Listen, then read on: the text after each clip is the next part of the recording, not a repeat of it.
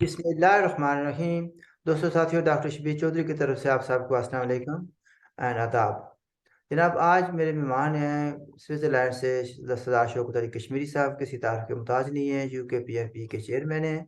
और very famous human rights activist हैं। जनाब शौकत कश्मीरी साहब, वेलकम टू द शो। वालेकुम सलाम जनाब। सरकार, आज हम आपसे मुस्तफ़ीद होना चाहते हैं क्योंकि बहुत सी चीज़ें जो है ना हमने डिस्कस की हैं माजी में, लेकिन उनको रीट्रेट करने की भी ज़रूरत होती है। और फिर यह है कि मुझे स्पेशल रिक्वेस्ट आई थी कि शोध कश्मीरी के साथ एक प्रोग्राम करें, तो इस लिहाज से आपसे मेरी दरख्वास्त की गई थी। तो एनीवे लेट्स सी कि अब क्या बातचीत होती है। जनाब, मैं straight to the point, sir, इससे पहले एक मैं रिक्वेस्ट करता हूँ कि अगर अभी तक आपने मेरे चैनल को सब्सक्राइब नहीं किया, प्लीज़ डू सब्सक्राइब इट। तो शौकत कश्मीर साहब, करारदादों के मुताबिक, जैसे कि हम सबको पता है या जानने बूझने वालों को पता है या वो उन लोगों को जिन्होंने मुतालिया पाकिस्तान नहीं पढ़ा उनको पता है कि करारदादों के मुताबिक पाकिस्तान ने अपनी सारी अफवाज वहाँ से निकाली थी और उसके बाद इंडिया ने बल्क ऑफ फोर्सेस को निकाला था। और हमें पता है कि पाकिस्तान ने फौजें निकालने से इनकार कर दिया था। वो सारी हिस्ट्री लोग जानते हैं। उसके बाद जानना ये था आपसे कि उसके बाद शिमला यानी इंपॉर्टेंट चीज़ होती है शिमला, जो पैक्ट होता है इंडिया और पाकिस्तान के दरमियान। और उसके बाद जो है ना अभी मोदी साहब ने जो कुछ किया 2019 में, इन सारी चीज़ों में अब यूनाइटेड नेशन की जो रेजोल्यूशन हैं जम्मू कश्मीर, उनकी क्या अहमियत रह जाती है?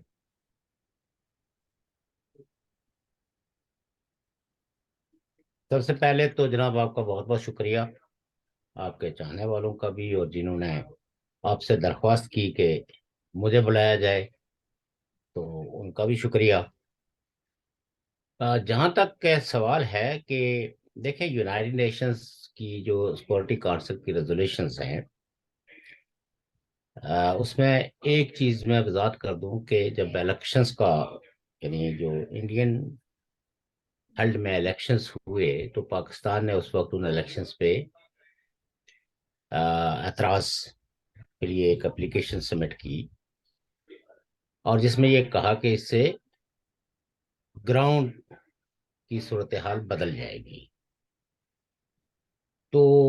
इंडिया का मौक़िफ़ ये था कि ये नहीं, क्योंकि पूरे हिंदुस्तान के अंदर डेमोक्रेसी है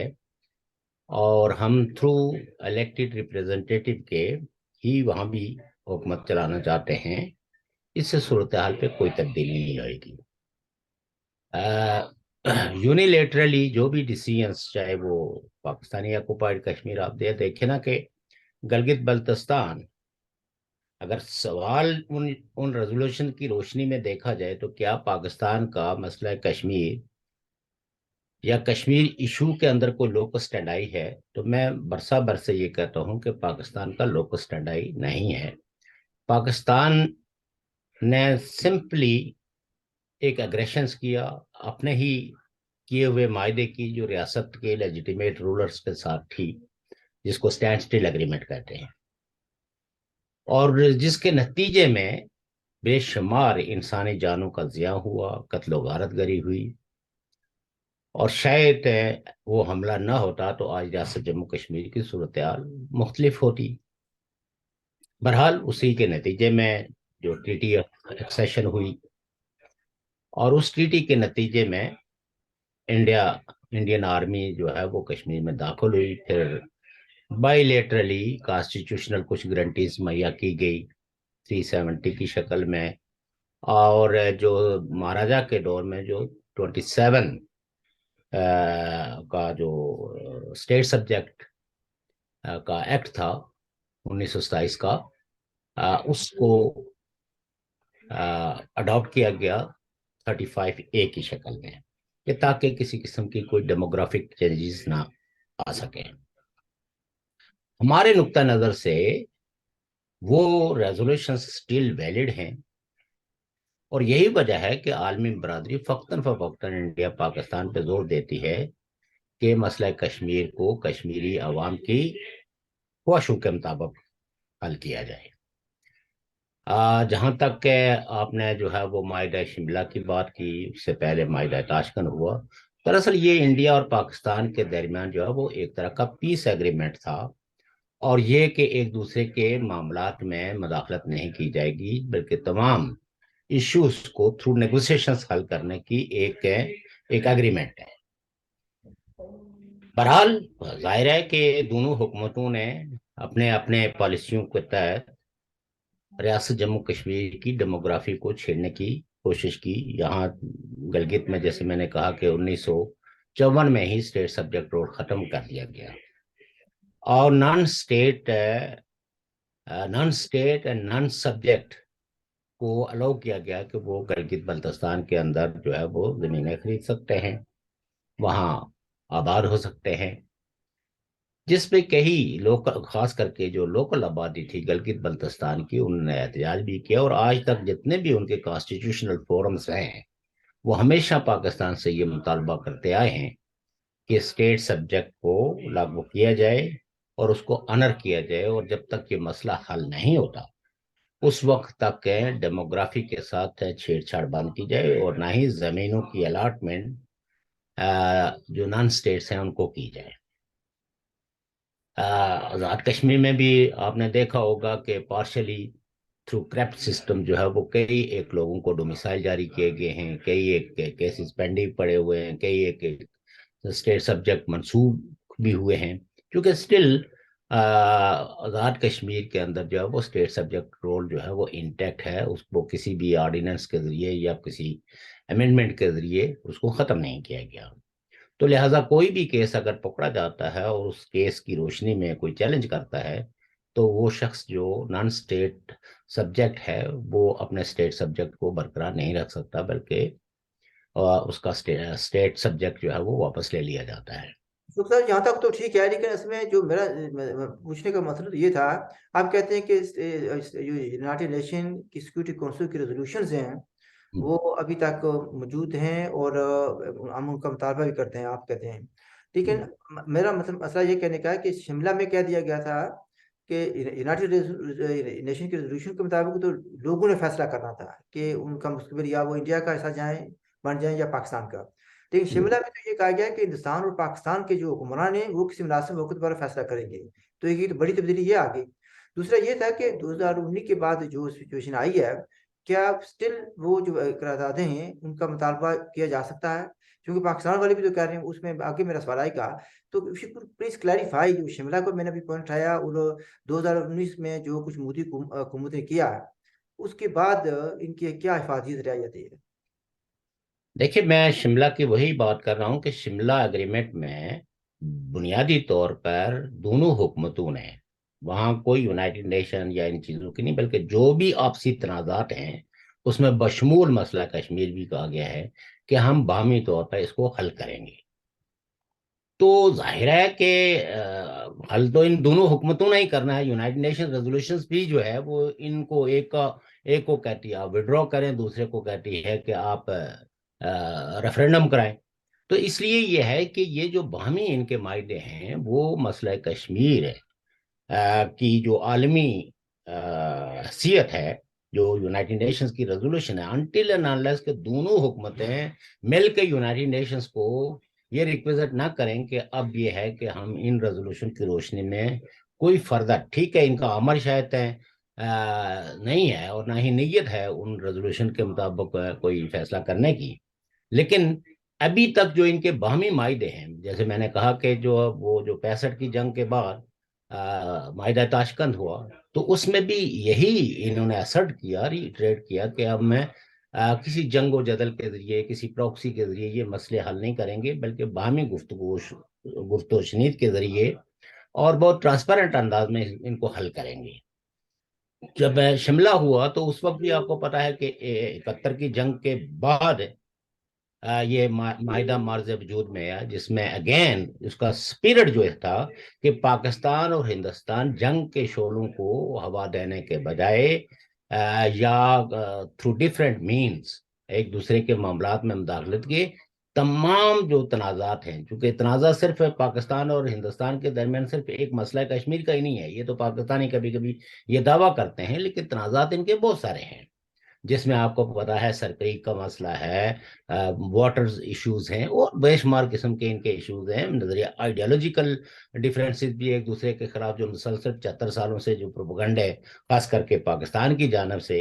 وہ ہم مانتے ہیں کہ مسئلہ، میں آپ سے اگری کرتا ہوں کہ مسئلہ کشمیر کے علاوہ بھی ان کے آپس میں مسائل ہیں جی جی جی، اور تو ڈفرینس ہیں۔ ہاں یقیناً کشمیریوں کا تعلق، یا آپ یہ کہہ سکتے ہیں کہ جب بھی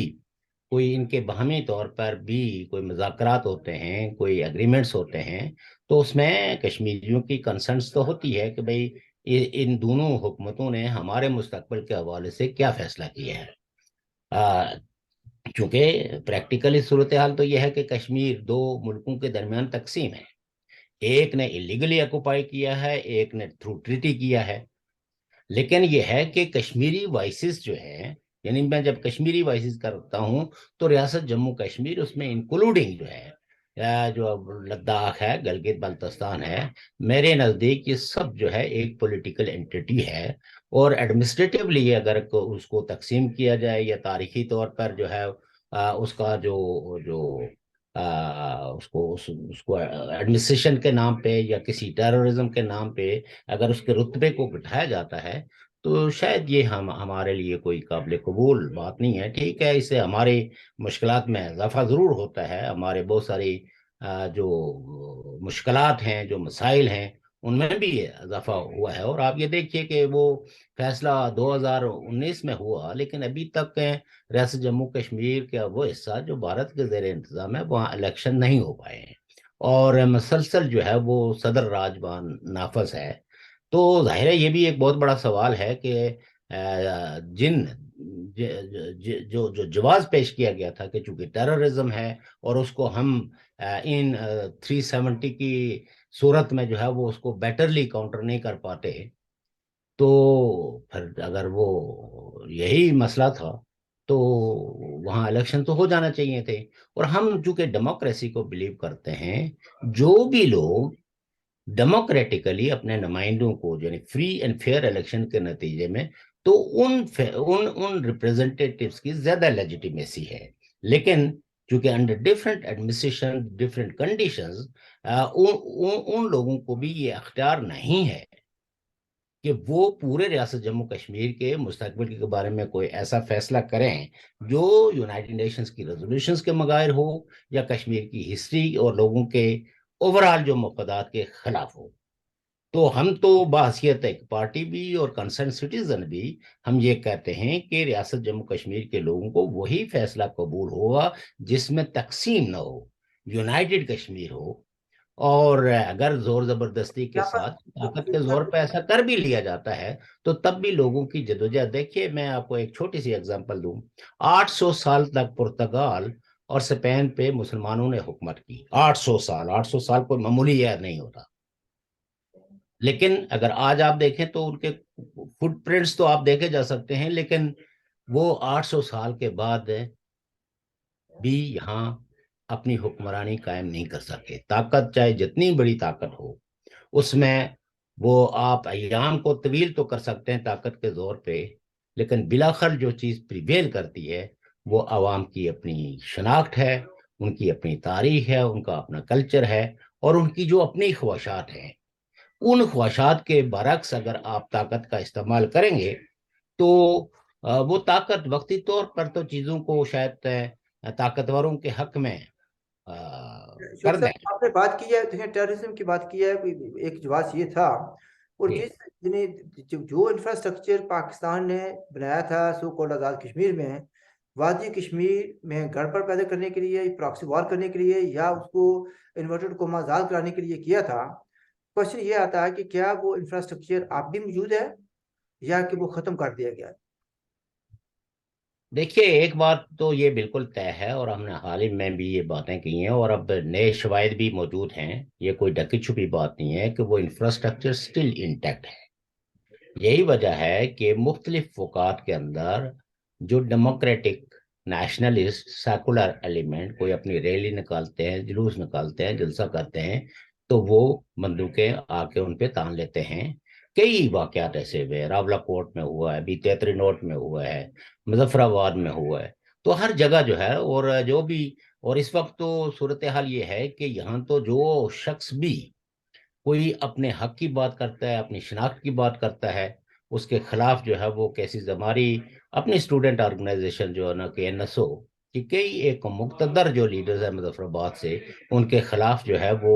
ایف آئی آر درج کر کے 3 ماہ تک ان کو جیلوں میں رکھا گیا، اور ان کو تھریٹن کیا جا رہا ہے کہ آپ کے خلاف ہے گنڈا ایکٹ، ویئر ایز کہ آپ پورے ایکٹ 74 میں اگر دیکھیں گے تو اس میں اب گنڈا ایکٹ نام کی کوئی چیز موجود نہیں ہے۔ یہ پہلے ادوار میں ہوتا تھا کہ کچھ لوگوں کو جو چوریاں چکاریاں کر کے جنگلوں میں بھاگ جاتے تھے، کچھ اس طرح کرتے تھے، تو اس وقت ایک گنڈا ایکٹ ہوتا تھا۔ لیکن آج آپ یہ دیکھیں کہ ہمارا جو مظفر آباد ڈسٹرکٹ کا جو پریزیڈنٹ ہے، اس کے خلاف جو ہے وہ گنڈا ایکٹ لگایا گیا ہے۔ یہ اس 21ویں صدی میں بیراز کے پاکستان پوری دنیا کے اندر جو پروپیگنڈے کرتا ہے، کشمیریوں کا وکیل تو کشمیریوں کا ہمدرد تو کشمیریوں کے رائٹ ٹو سیلف ڈٹرمنیشن، لیکن اپنے زیر انتظام کشمیریوں کی جو آواز ہے اس کو دبانے کے لیے ڈریکونین لاز کا بھی استعمال کرتا ہے، ڈیفرنٹ قسم کے آرڈیننسوں کے، اور پھر انٹیلیجنس ایجنسیز، پھر جو پرائیویٹ جو ملیشیا بنائی ہوئی ہے، یہ تو اب ان کو یہ کہنا کہ یہ کوئی ایسی آرگنائزیشنیں ہیں جو خود سے آپریٹ کر رہی ہیں، نہیں، یہ پاکستان کی ریاست کی سربراہی میں ان کے وسائل پہ اور وہ کلاشن کوفے لے کے تو گھومتے پھرتے ہیں، اور کسی پہ بھی وہ تان دیتے ہیں۔ اور حد یہ ہے کہ اب تو لوگوں کو اس حد تک ٹیررائز کیا جاتا ہے کہ اب آپ نے جنازہ کیسے پڑھنا ہے، آپ نے شادی میں لوگوں کو مدعو کیسے کرنا ہے، آپ نے مہمانوں کو کھانا کیا کھلانا ہے، یعنی آپ کئی لوگ ہیں ایسے جو محض باتیں کرتے ہیں، لیکن حالات اس قدر جو ہے وہ سپریشنز کے ہیں کہ ایک شخص جو ہے وہ اگر شادی کی تقریب کا اہتمام کرتا ہے تو وہ آ کے جو ہے وہ اس کو ڈکٹیٹ کرتے ہیں کہ جناب یہاں اتنے لوگوں سے زیادہ جو ہے وہ بارات میں نہیں آنا چاہیے، اور شادی کی تقریب میں شریک نہیں ہونا چاہیے، یہ کھانا ہوگا یہ کھانا نہیں ہوگا۔ تو جب آپ اپنے جو پرائیویٹ یعنی ایک خوشی بنا رہے ہیں، اس خوشی کو بھی تھرو پرائیویٹ ملیشیا کے ذریعے کچلنے کی کوشش کی جا رہی ہو، تو آپ اسے اندازہ کر سکتے ہیں کہ صورتحال کتنی بدتر ہو گئی ہے پی او صاحب کے۔ یہ تو بڑی پاکستان آکوپائڈ کشمیر کے اندر گنڈوں کے ذریعے، بدماشوں کے ذریعے، پرائیویٹ ملیشیا کے ذریعے لوگوں کو شادی کی تقریبات بھی آزادانہ طریقے سے نہیں کرنے دی جا رہی ہے۔ اچھا شوق صاحب، یہ تو بڑی خطرناک صورت آپ بیان کر رہے ہیں نا، جیسے کہ ابھی آپ نے بیان کیا تھا NSF کے جرسے میں جی، پبلک ہو رہی تھی، تو وہاں پر بندوق بردار آئے اور انہوں نے مائک بھی چھین لیا، تو اور ایک یعنی کیمروں کی موجودگی میں تو پھر مطلب یہ ہوتا ہے کہ ایک طرف یہ کہتے ہیں کہ پاکستان ہمارا وکیل ہے، تو یہ رائٹ آف ایکسپریشن کو تو پاؤں تلے روندا جا رہا ہے، تو ہم لوگ کیا کر رہے ہیں اس میں؟ خاموش ہیں تو لوگ۔ سر نئے لوگ خاموش تو نہیں ہیں، لیکن آپ یہ دیکھیں نا کہ لوگوں کی جو نہتے لوگ ہوتے ہیں جن کے پاس بندوق نہیں ہے، تو وہ احتجاج ہی کر سکتے ہیں، وہ جیلیں بھگت سکتے ہیں، وہ قیدیں کاٹ سکتے ہیں، یا تو پھر جو ہے وہ مارو یا مر جاؤ والی پالیسی جو ہے نا۔ تو پاکستان تو آہستہ آہستہ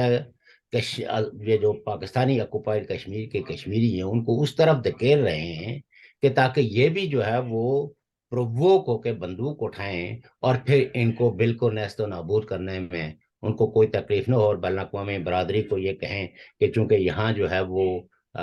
مسلح گروہ بن گئے تھے اور ان کو کچلنے کے لیے یہ ناگزیر ہو گیا تھا۔ تو یعنی پاکستان بیسیکلی کہتے پرووک ہیں کہ پیسفل جو ہماری اسٹرگل ہے،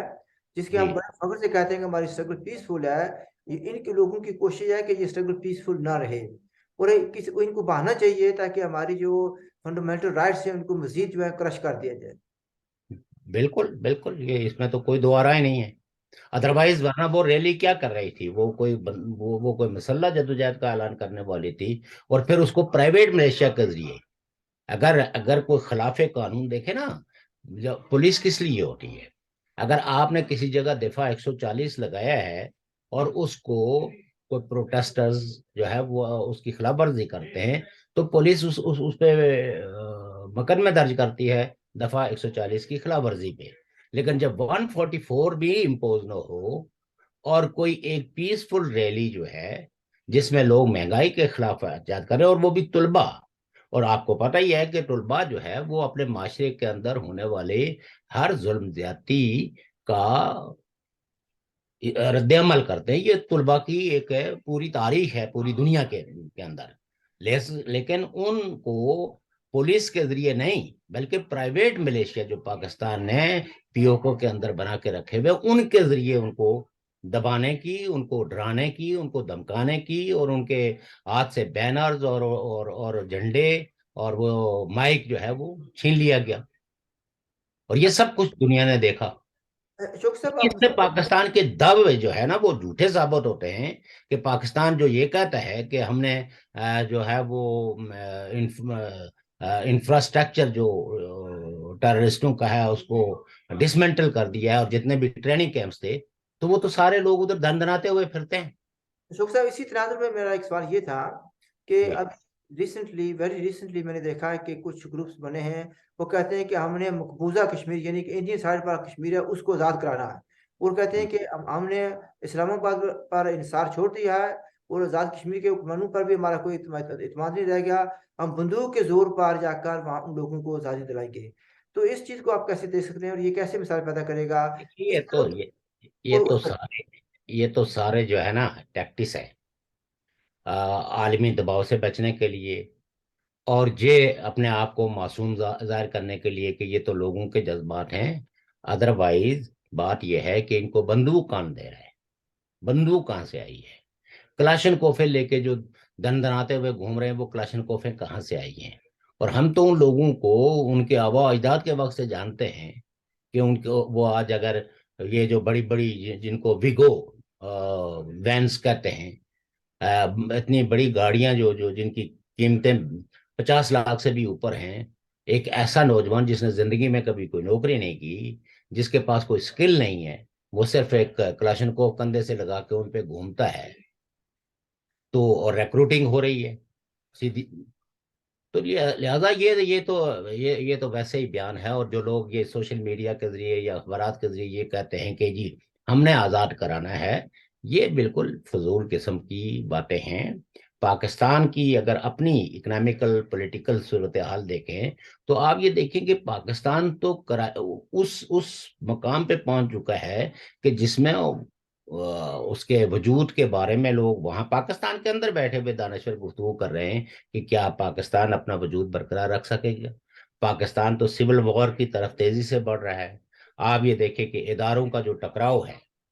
कि एक तरफ जो है वो 4 5 6 जजेस हैं, और दूसरी तरफ पूरी पार्लियामेंट खड़ी है उनके खिलाफ। तो हर किसी ने एक दूसरे पे बंदूक ताने हुए है। पाकिस्तान का अपना आलम यह है। लेकिन ये एक सोच जो है वो पाकिस्तान के अंदर पाई जाती है कि पाकिस्तान का कुछ भी हो जाए लेकिन पंजाब इंटैक्ट रहेगा, और पंजाब का नाम ही जो है ना वो पाकिस्तान होगा। लिहाजा जो इम्पोर्टेंट एरियाज हैं नेचुरल रिसोर्सेज के अतबार से, उनके लिए तो हम कोई कंप्रोमाइज नहीं करेंगे। और इसमें पीओके और गिलगित बल्तिस्तान के हवाले से जो पाकिस्तान के पंजाब में जो सोच पाई जाती है वो क्लियरली एक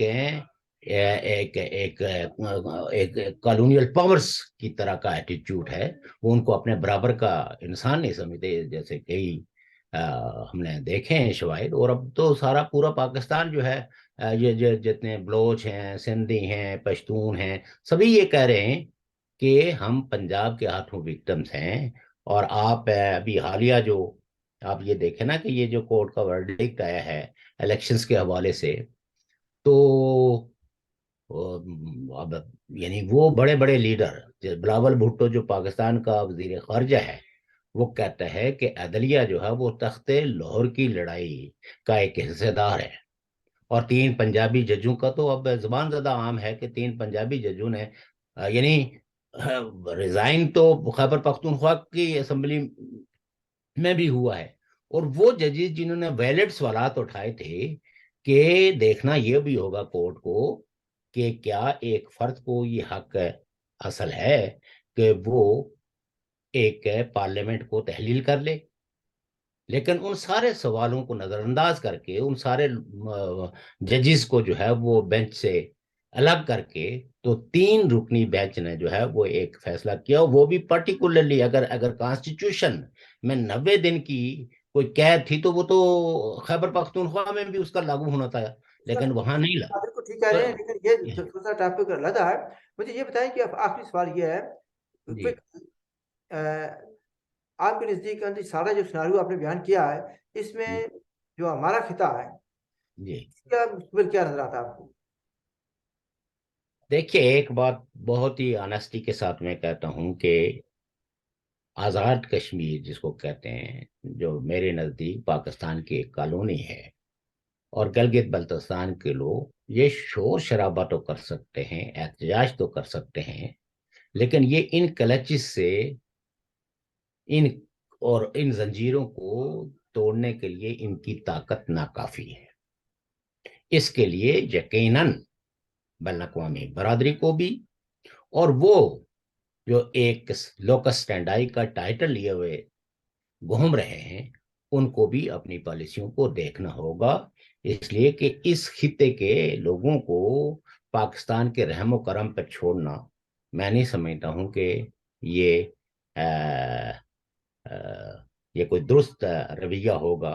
آفٹر آل یہ سارے انسان ہیں، اور گلگت بلتستان میں جس طرح لوگوں کو کچلا جا رہا ہے، ان کی زمینوں کو ہتھیایا جا رہا ہے، پی او کے اندر جتنے بھی ٹورسٹ ریزارٹس ہیں ان پہ جا کے فوجیوں نے بیٹھ کے علاقوں پہ وہ ڈیمارکیشنز کر کے کہہ دیا یہ پروہیبٹڈ ایریاز ہیں. تو ظاہر ہے کہ یہ لوگ جو ہے جن کے پاس نہ بندوق ہے نہ چاقو چوری ہے، تو یہ تو ایک ٹرینڈ ویل آرگنائز آرمی کے ساتھ لڑ کے اپنے علاقوں کو تو لبریٹ نہیں کر سکتے فوری طور پر. لیکن بہرحال چونکہ جدوجہد جاری رہتی ہے، تو میں نے جیسے پہلے ہی کہا کہ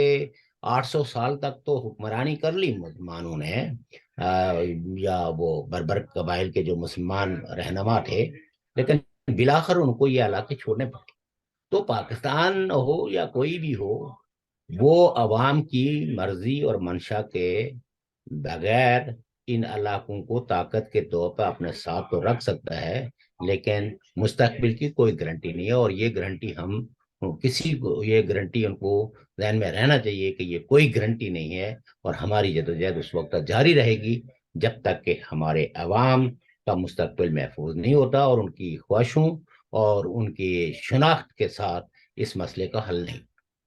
ڈاکٹر صاحب تھینک یو ویری مچ. ناظرین، آپ نے بات چیت سنی. اگر آپ کے پاس کوئی سوال ہوں یا کمنٹ کرنا چاہ رہے ہیں، پلیز میک یور کمنٹس. ہماری طرف سے خدا حافظ، and look after yourself. Thank you G.